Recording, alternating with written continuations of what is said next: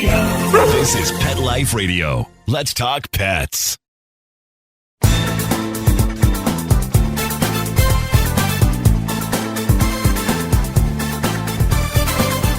Hi, everybody. Cheryl from Unleashed.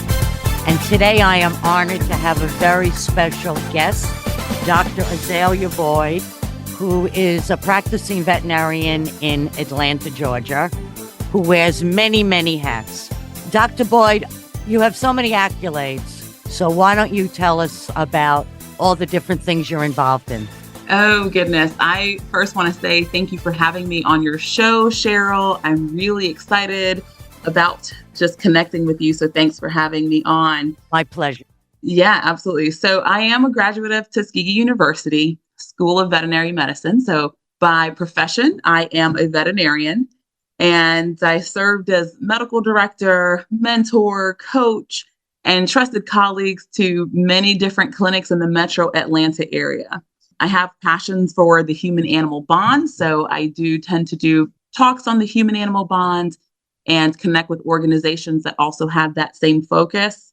And right now, I serve as a committee chair for the Veterinary Advisory Board for an organization that you guys will hear more about by the name of CARE. That I'm interested in. Why don't you tell our listeners a little bit about that? Yeah, so CARE stands for Companion Animal Reform and Equity, okay? And the mission is really to prioritize and amplify voices in the BIPOC, which is Black and Indigenous people of color. Okay, so you'll hear me refer to that as BIPOC, and also marginalized communities in regards to pet healthcare, the human-animal bond. Okay, and when I say marginalized communities, just so that there's a reference point, it's really confined to the peripheral edge of society. So groups that are typically denied involvement from mainstream economic or political or social activities, those are the groups that are usually excluded and deprived of certain resources. And so in regards to pet healthcare and the human-animal bond, they are also deprived of the resources that benefit their pets, which, as we know, are extensions of our family.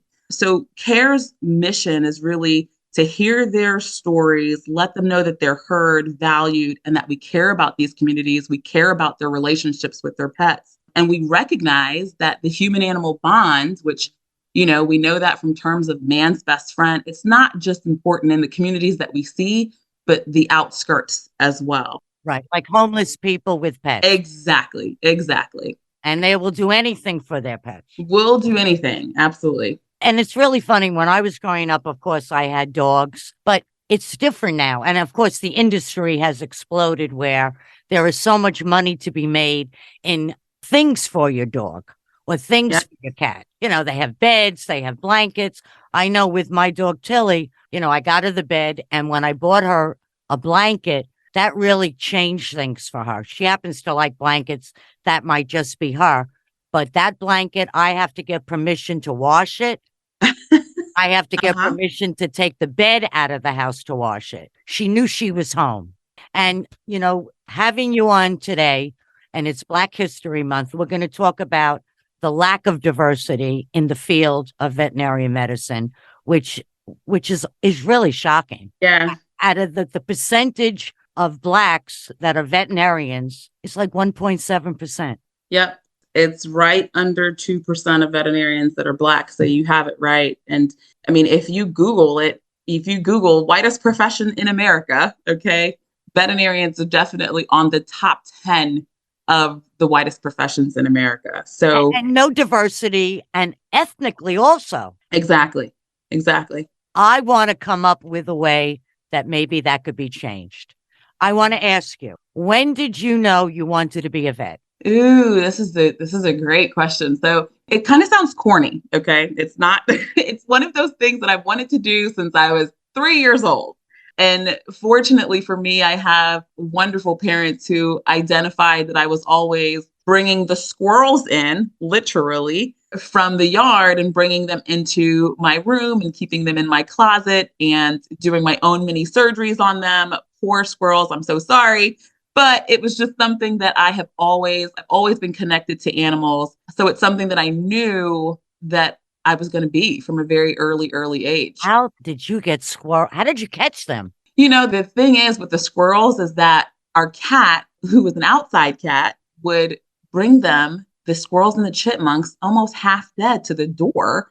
And I just found it my responsibility to patch them back together. Yeah. Unfortunately, I never truly saved one because I should have just kind of taken them out of their misery in some way. Well, but you tried. I know, but I tried.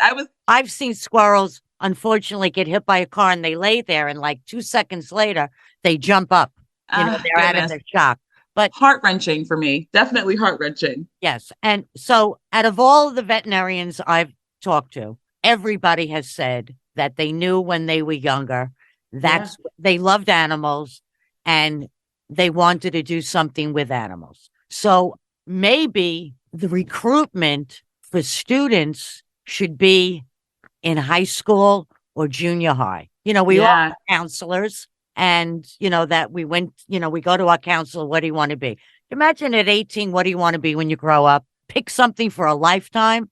It sounds crazy, but when you're dealing with medicine or veterinarian care and certain things like that, artistic, I know artists that didn't really start to paint or get involved in the arts until they were older. So that might be something that universities could start recruitment at the grade level. Something has to be done because we need more vets to begin with. 104,000 when there's all these dogs and animals that we have. It's crazy. How many medical doctors are there? Yeah, there's quite a few medical doctors compared to veterinarians, that's for sure. And I completely agree with you. I think that the outreach to increase diversity in veterinary medicine has to be from a very early age. And there's lots of research and studies about how do we get ethnic populations to be more involved in veterinary medicine. And I'll tell you, I knew that I was trying to save that squirrel, but I might not have known at the time that I wanted to be a veterinarian. And that just might be from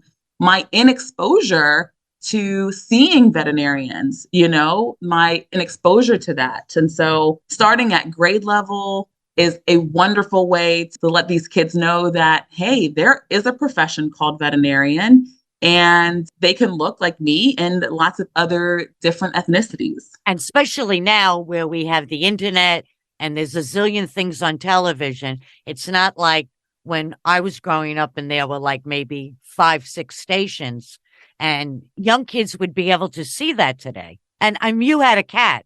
Did you have a dog growing up? I did. Let me tell you a little bit about kind of my background. I come from Caribbean American heritage. Okay. So my grandmother, who we lost, unfortunately, she was the matriarch of our family. We lost her 3 days ago. So everything that I am, everything that I am, I give credit to her. But coming from Jamaica, they're used to seeing pets outside, and just throwing kind of leftovers in the backyard and considering that love, because that's just kind of the way it was. So even my exposure growing up, I don't know if I could say I knew I was going to be a veterinarian, but I knew that my love and passion for looking into animals' eyes and wanting to help them was definitely there. Well, there's so many different ways to go with veterinarian medicine because 61% of the diseases that affect us affect animals. They come from animals. I remember when I worked at a job down here in Florida where I had to deal with a veterinarian to get certificates and get things approved. There was a ranch that I would go to and, he would have to sign off on these things. So there's all different types of veterinary medicine. There's all different types. I mean, there's the exotic, there's the poultry. Now you're involved also with poultry. So I got my bachelor's of science in animal and poultry sciences. And so right now I am pretty much a small animal companion veterinarian. So I deal with cats and dogs, occasionally guinea pigs, and occasionally snakes here and there. But you're right. So birds is separate. Birds are separate. Yeah. Once you get out of school, you learn about all these different species, which makes veterinary school what they say. We're the real doctors compared to human medical doctors who study one body. But we learn about all these species. And then once you get out into the field, you decide, do you want to work with large animals? Do you want to be with horses or farm animals? Like you said, do you want to be with doing epidemiology where you're studying diseases that can potentially affect the world? There's research, there's zoo medicine, there's so many different ways to go. Marine veterinarians, it's such a wide opportunity for veterinarians out there. Now, the more specialized you get, the harder and a little bit more competitive it is, but it's definitely reachable. Now, how many years does it take to become a veterinarian? So 4 years of college, right? Doing your undergraduate degree, and then 4 years of veterinary medical school. And then after veterinary medical school, a lot of veterinarians will just opt for that clinical experience by doing an internship. And then after that, if you're interested in even refining your skill set, either to be a veterinary cardiologist or a veterinary surgeon, you would then follow a residency, just like in human medicine. And that could be... That's usually about 3 years. So... So it goes by fast. It goes by fast. Yeah, and it's got to be expensive. Listen, yeah. People have to think about that. So they have to come up with scholarships or some kind of way that people could, because there's a high demand now for vets. I know that few vets that I've dealt with recently, they're overworked. Absolutely. Whether somebody wants to be part of a veterinarian practice or, it's like the chef. He's a great chef, but then he wants to own a restaurant. There you go. He might have been a great chef, but he's not a good manager. So they have to decide how they want to go. It always looks easier when you're the vet, it's your practice and your headaches. Yeah. When I go in, they are packed. They put you in a room with your dog and you got to wait. And of course, the only good thing is that they have treats. So usually pet treats, not human treats, right? Yeah, yeah. Human treats would be nice too. Yeah. But you're right, Cheryl. There's veterinarians on a whole, right? They incur a significant amount of debt from schooling. So yeah, all those years you kind of heard me adding up. I think the last thing I read, most veterinarians graduate with like $100,000 to $300,000+ in student loans.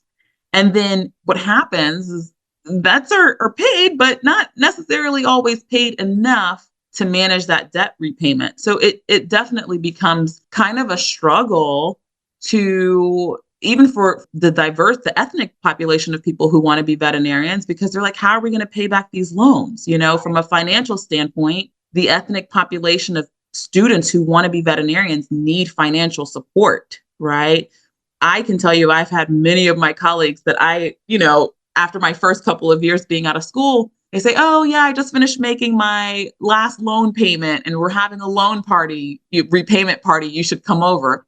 And I'm scratching my head like, how in the hell, I'm probably going to be paying my loans off for the rest of my life. But scholarships are important, especially when we're talking about increasing the diversity in veterinary medicine. That is a huge chunk. That one multimillionaire who paid everybody's college off.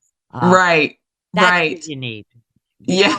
You need vets. And it is a skill. And, when you make money, you go to the supermarket, you go away, you buy a car, you go out to dinner. That's what it's all about.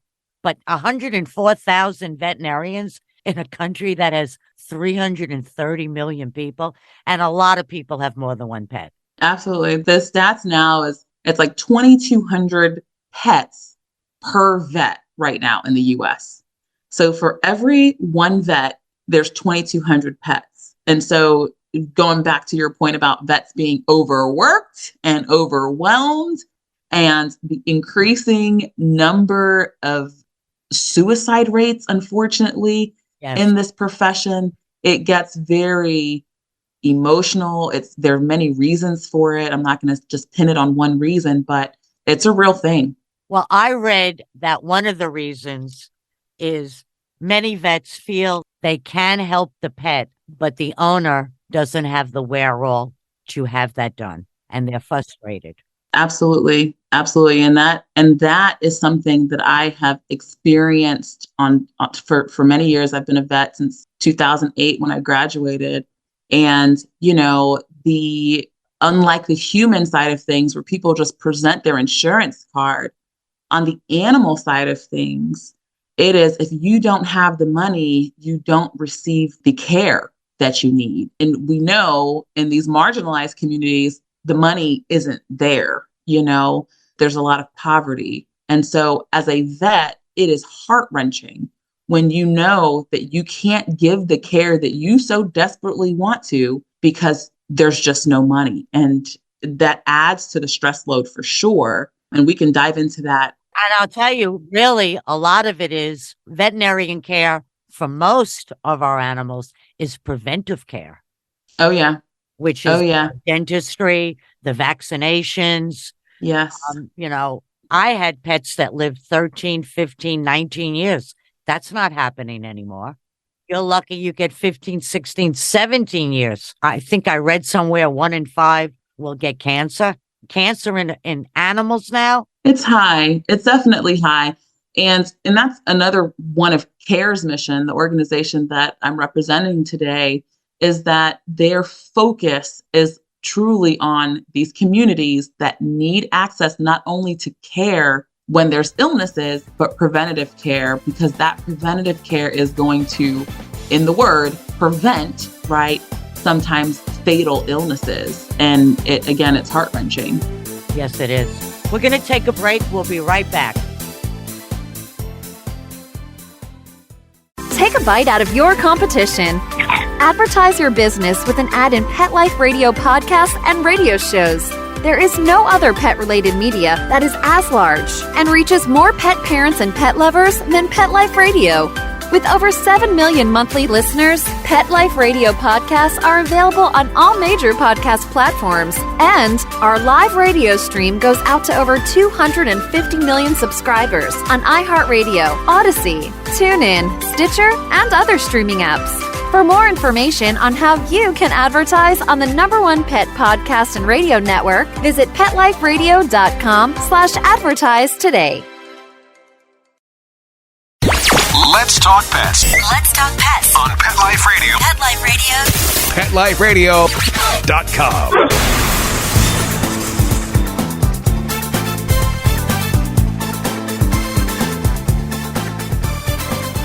We're back, and today I'm talking with Dr. Azalia, like the plant. Like the bush. Like the bush.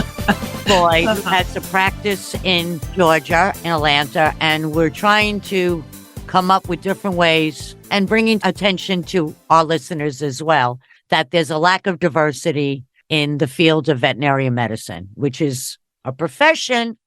You're a doctor, and how that could be rectified. And as we were just saying, much of the care when you go to a vet is preventative. And for the marginal communities or people that are lower income, they probably aren't taking care of their own health, or yet maybe they care more about the dog than their own health. Absolutely. And everything has to work. I have Tilly, she's my health plan. If something happens to me, I got to have like a plan. Yep. It's not like a cat, which I had. I had cats for a long time, but this you have to be upfront. Everything, because she's young, everything is a thought process. I got to finagle everything. When I go here, how long will I be? What is she going to do? Everything. And I do it lovingly because I'll do anything for this dog. She's my person, or I'm her person. She's my best friend. But so how could our listeners help with care? Do they go out into the community? How can we help? So another great question. And we need people who care about pets. And if you have a certain skill set, if you're a listener and you're a veterinarian or veterinary staff member, get connected with us. But another big part is donations. Just like any other animal pet welfare organization, donations are key. The Atlanta Humane Society, we can watch those. We turn our eyes because it's so sad. to watch the commercials from them, but they thrive off of donations. And so care also thrives off of the great team members and the people that are actually out doing the footwork. But donations is a big part of it. So, Okay, we'll put that link on the show when this yeah. airs. And what about people to help maybe walk animals? I mean, sometimes people get sick and they're not able to take care of their pet. Do they go into shelters as well, care? Because I know a lot of shelters have their own veterinarian staff. Right. So that is being in the works right now. What I would say is any help that you guys need, if there is a need for help, connect with us on the link. It's careawo.org. Email us, reach out to us, because we are really thriving to do everything that we can. We do focus on trying to keep the pet with the family. So a lot of times, if you think about just foster care, right, on the human side, if you're not 100%, if you're fallen sick or you're not 100%, we don't want you to surrender your pet. We want you to be able to keep your pet, but maybe even have that baby fostered until you're able to get back on your feet. And that's illness-wise or money-wise. They have a pet. Oh my goodness. There's so many benefits of having a pet in your home. You live longer, you're happier, you're wanting to get home, you're exercising. It's a mutually beneficial and beautiful relationship. Oh, since I've had Tilly, because I walk maybe between 5,000 and 6,000 steps a day, because, I walk her forever. I lost weight, and it's the greatest thing. I mean, it's not the kind of walk I normally would do, just me going a mile or two straight, heart pumping, but it's still good exercise. And I take it to the park every day. I'm lucky that it's so close, a mile from my house, and I get the exercise there. She gets the exercise. See, dogs need exercise and they need socialization. Yep. And so do we. So do we. Yeah. Yes. But animals know when they're home. That's why I said, the bed, her bowl, and the blanket made her feel she's home. And that's when she got her voice and she started to bark. And that's when, people would walk by my front door and she would be alerted, because that was her place now. I think when you have a pet, you want that. Our listeners could help. That's just great, because I've never not lived with a pet. And it's good for kids. It teaches them responsibility. Years ago, we used to have show and tell. People would bring their animals in. Oh, I found a cat, or this is my dog. Maybe we should do that more today. I don't even know. Do they still have show and tell in school? They have a career day. See, I don't know if our kids are out of the age of show and tell groups, but I'm sure that they've got to still have them. But for sure, they have career days. I've been asked to attend a few career days, so it's happening. What's the future for Dr. Boyd? Oh, goodness. So my future is really connected with this organization. Like I said, I've been a vet for a long time, and I think I've really honed in on my passion for helping. You get into this profession to help, and I think that there's no better community of people to help than BIPOC and marginalized communities. So that is one. I'm also working on a book by the name of Conscious DVM. And DVM stands for Doctorate of Veterinary Medicine. And when you're conscious, you're aware, Doctorate of Veterinary Medicine. And so really, that book, I'm pouring another angle of my passion in. Remember that there's only 2% of veterinarians that are Black. So even though Black people tend to understand concepts of diversity a little bit better, and people of different ethnicities, but again, it's one of the widest professions in America, being a veterinarian. And sometimes white or non-ethnic veterinarians have their own personal bias and ideologies that differ from their pet parents, which can alter pet care. And so in this book, it's just sharing stories and conversations that happen behind the closed doors of veterinary clinics in relation to our cultural differences, because even though they're cultural differences, simultaneously, we are all similar. We love, we hurt, we get angry, we desire relationships, and so on and so on. The one thing I do not want is for someone's cultural background to be the reason why there's a lost connection between that owner and that veterinarian or veterinary staff member. Because once you lose that connection, we fail the pet. So I am locked into putting more words on these pages. And if you go to my personal website, pagingdrboyd.com, and just subscribe on that landing page, as soon as it is released, I will let you guys know. Okay, and that'll be wonderful. But, it's not just blacks that are in the, 2%. It's Asians, it's Latinos. And I don't know, do you find that your patients, who are your patients where you are in Atlanta? Dogs, cats? Yeah, dogs, White, cats, black, Asian, Latino? all of it, Caucasian. I mean, I get to see a mix and I connect with each one of my clients because I know I have a job to do, which is taking care of their pet, no matter their color or anything, religion, what they wear, how many teeth they have. I see so many people. And so it's what I love to do. I love connecting with people. So there's a graphic out. It shows you, I think it's 4 different Labrador retrievers in all their different colors. Mm-hmm. Yep. And it says, we're all the same. Racism is stupid, because they're all the same dog in different colors. It doesn't really matter. I would like to see, 104,000 to me is mind boggling. That's a drop in the bucket. Where I am, there are a lot of veterinarians. And then there's the veterinarian that, 3:00 in the morning you're going to need. Right. And that would be me, because that's what I do right now. I'm an emergency veterinarian at night.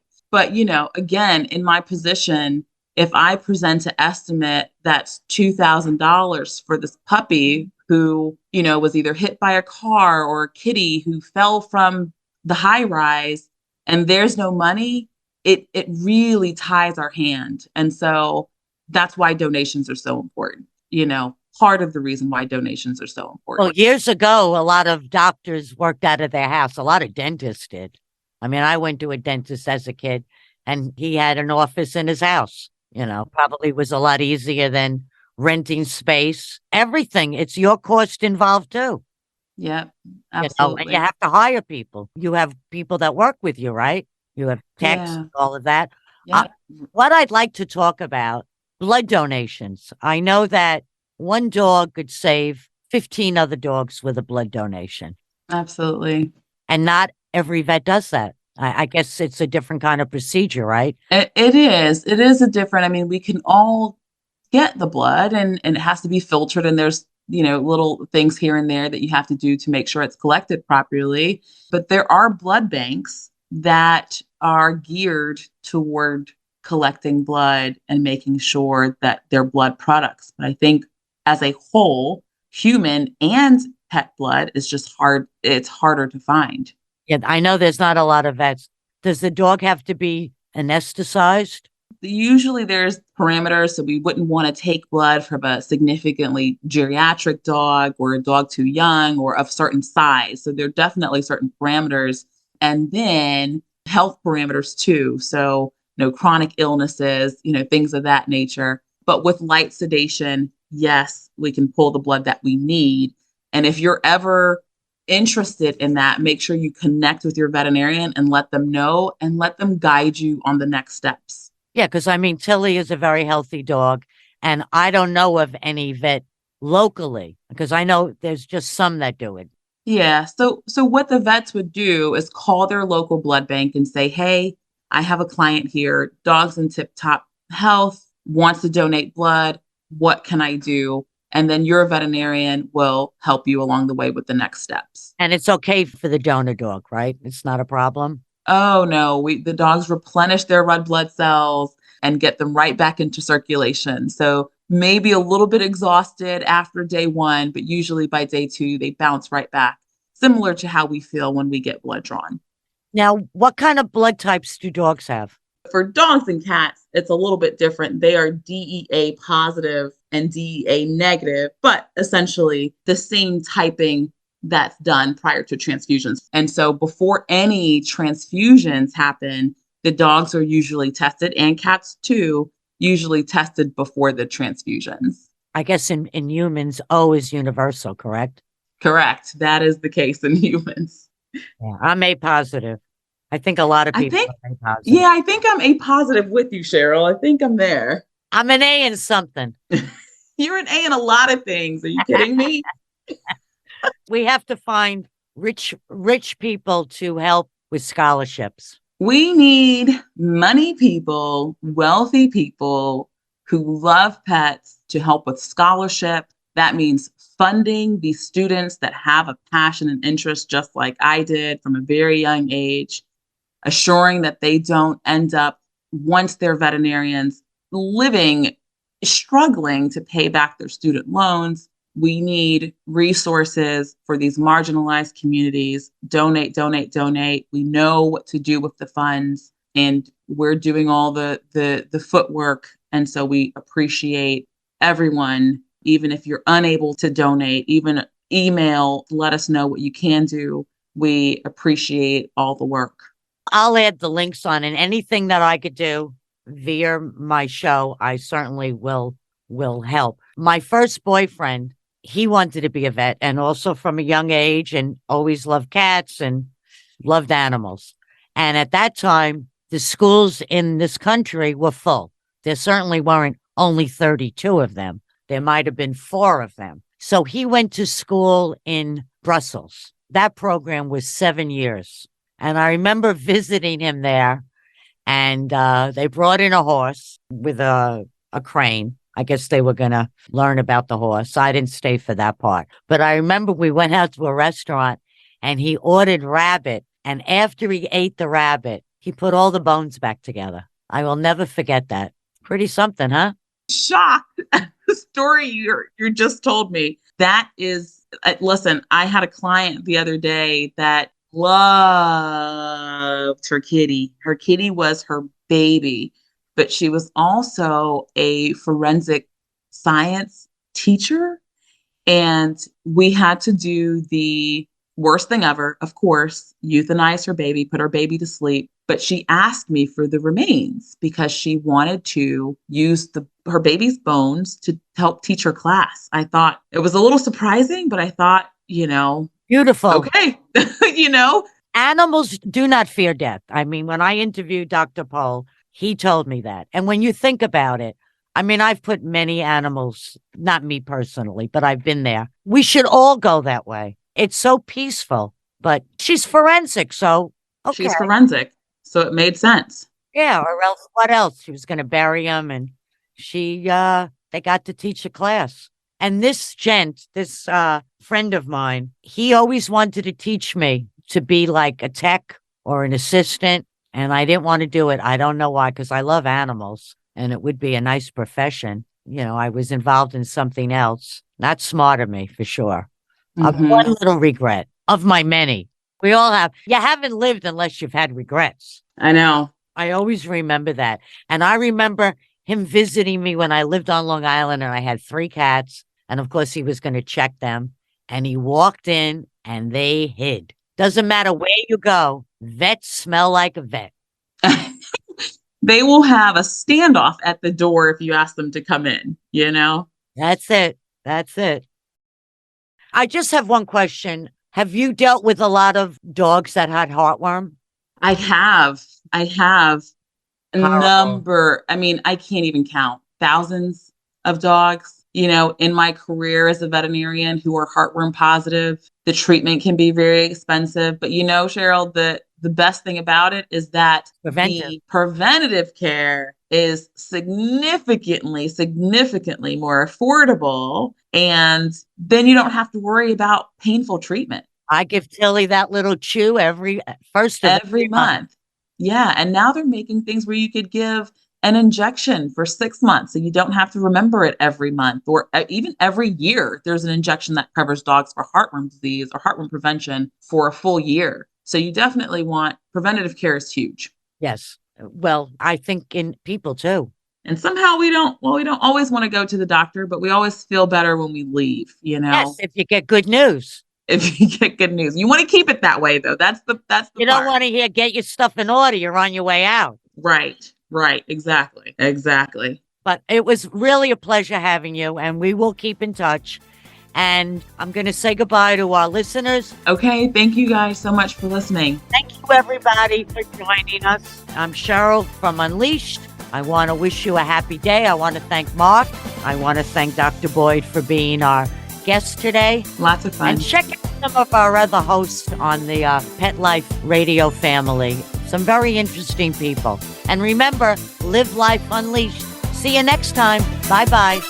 Let's Talk Pets, every week on demand, only on PetLifeRadio.com.